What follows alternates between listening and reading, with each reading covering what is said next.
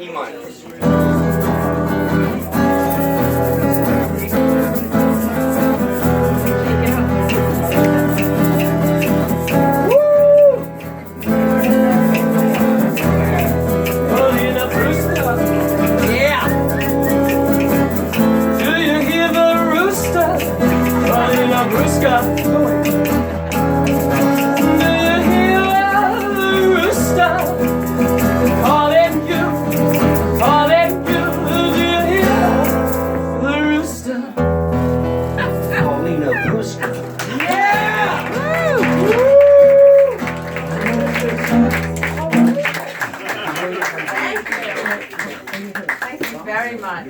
I was wondering what the rooster thing was, and then I got it. Wow.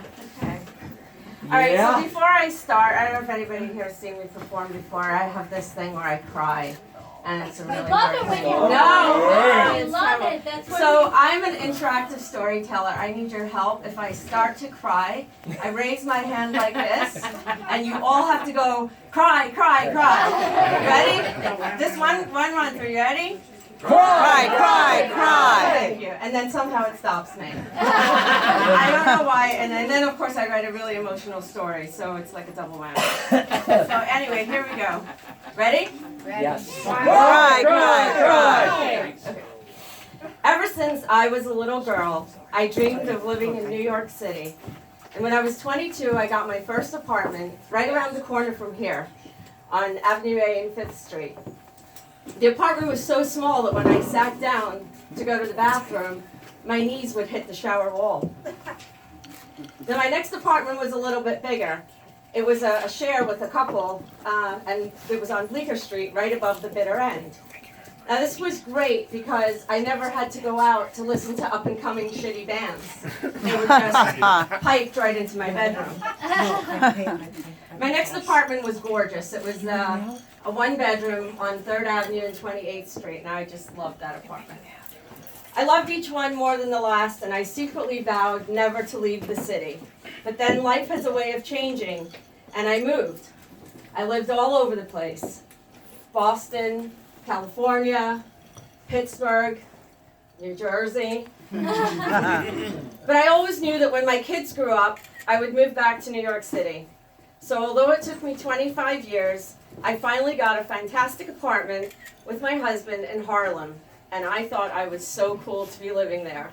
Cool. Whenever anybody would say to me, "So where do you live?" I would go, "Harlem." And I would wait for them to go, "Oh, wow." But it never happened.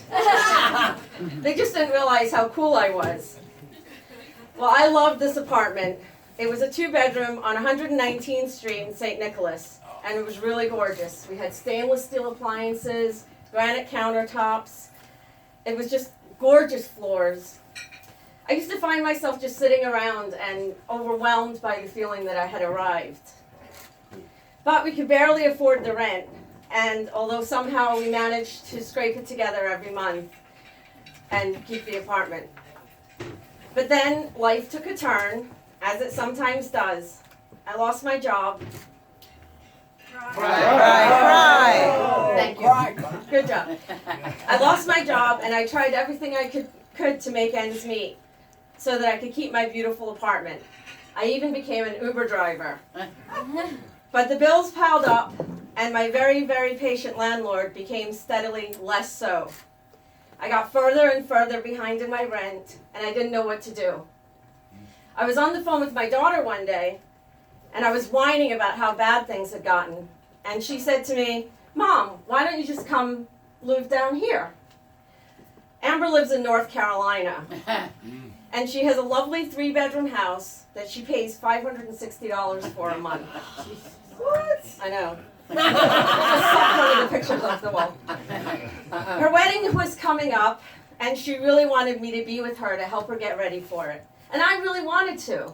I wanted to get on that wagon, that wedding wagon. So we agreed that we would move in with her, and we would pay her rent for the 4 months leading up to the wedding. Then my husband and I would find our own place near her, and then just sit around in rocking chairs waiting to die. I mean, fuck any dreams I had left.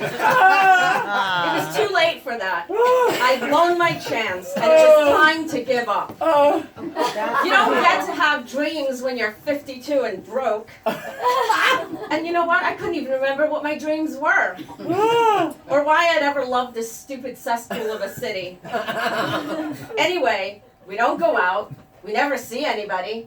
Nobody even likes us anyway. Fuck it. So as I packed up my apartment, the feeling of sadness was more than I could bear. I was crying nonstop. How could I be defeated? How could it be that I'm leaving New York? Was I a loser? Yes, you're a loser. Your best days are behind you. So Mom, this is for sure, right? You're definitely coming, right? Amber asked me. Oh yeah, it's for sure, I said, fighting back tears. Fuck this place. After all, it's just a city. And what's the big deal? Anyway, there's an exodus out of New York. All of the cool kids are leaving. Yeah. I sadly dismantled the apartment that I'd worked so hard to build up. I gave away my furniture and threw out everything else. Pots, pans, dishes. Even though I knew I would need them again. I figured I'd be rich in North Carolina. It's so cheap there, I'd just rebuy everything. The day we left, I stuffed my feelings with a sausage, egg, and cheese McGriddle and kept telling myself that I loved my daughter more than I loved the city. Fortunately, when I got to North Carolina, I became obsessed with planning the wedding, and I didn't have time to pine for New York. I shopped for wedding shoes, mother of the bride dresses, ring bearer pillows, flower girl baskets. I made seating charts, RSVP lists. I arranged the baker, the venue, the caterer, and even the DJ. I bought a hot glue gun and proved myself to be crafty as shit. I made place cards and favors and even her bouquet. Yeah. So around that time, I put my finger on my emotional pulse. Hey, I don't miss New York. North Carolina is great. During that time, I even took 2 trips back to New York for work. I was fine. Like a girl who'd been dumped by a boy that wasn't really that into her. I was surprised by not missing the city. I even ran into my old landlord who'd become a good friend. And he said to me, I think you're going to move back one day. I said, no. I'm done with this place. So back to the wedding and my glue gun. I made signs and plaques and boutonnieres and personalized candles. I created hair pieces for the bridesmaids, song lists for the DJs, a shot list for the photographer, and don't even get me started about the photo booth I did for the bridal shower. New York, I'm over you. So then there was last minute details like dress fittings and boob tape and shawls for the bridesmaids and wedding. There was the rehearsal dinner place cards and centerpiece. This is even half of the stuff I'm not even saying. It was worse than this. There was the rehearsal dinner place cards, centerpieces, ceremony decorations, a burlap runner for the aisle because we had a rustic theme. And then, and I made a decorative hanger for the dress, for, you know, that creepy picture where they suspend the dress from the ceiling like some kind of creepy person was ghost. Don't know why they do that. Anyway, there was Amber's earrings and her necklace, and there was something borrowed and something blue. Yes.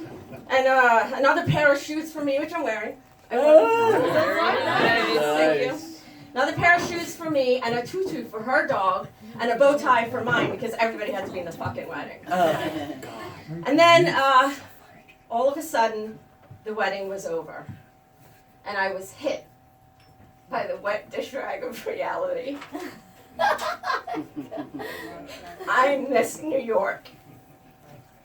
But anyway, I started house hunting near Amber and quickly found an amazing 2-bedroom ranch with a giant fenced-in backyard, all new appliances, washer, dryer. Ready for this? $725 a month. It's like everybody goes to North Carolina. $725 per month. Yep. And even though I had terrible credit at that time, I had saved enough to pay 4 months rent up front and still have enough money to get all the utilities turned on. Yay! I really, really miss New York. But this was it.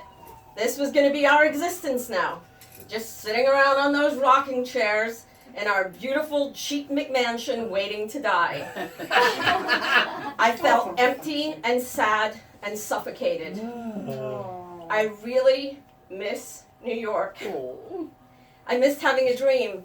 I miss feeling like even if I'm not pursuing my dreams, because I really can't remember what they are, but at least if I was in New York, if I was in the middle of it, I could wake up one day and try again. But forget it. It's too late for all that.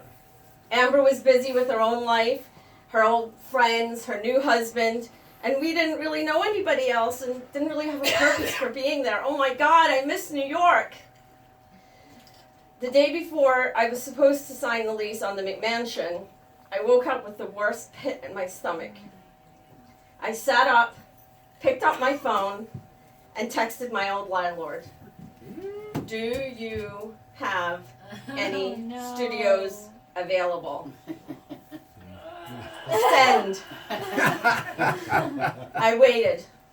His response, welcome back. Turns out he had a brand new, fully renovated studio in our price range in Hamilton Heights. Nice. And Hamilton Heights is the new Harlem, just so you know. I was afraid to tell my daughter because I knew that she liked having us there. But I just knew I had to move back. I took a deep breath and I told her, and she lovingly said, Cry. Mom, you have to do what makes you happy. I wired my landlord the deposit that day. A few days later, the car was packed and we were on our way back. We moved in last week. Yeah! P.S. The apartment was not fully renovated. And it is gloriously small. I got some furniture off Craigslist and I'm cobbling together the rest of our necessities. But as the universe always does when I take myself seriously and make decisions about the direction of my life, it almost instantly sent me opportunities to live the dream. Thankfully, Terry ruptured her back. No, I'm sorry. Terry and I switched spots in the show. So.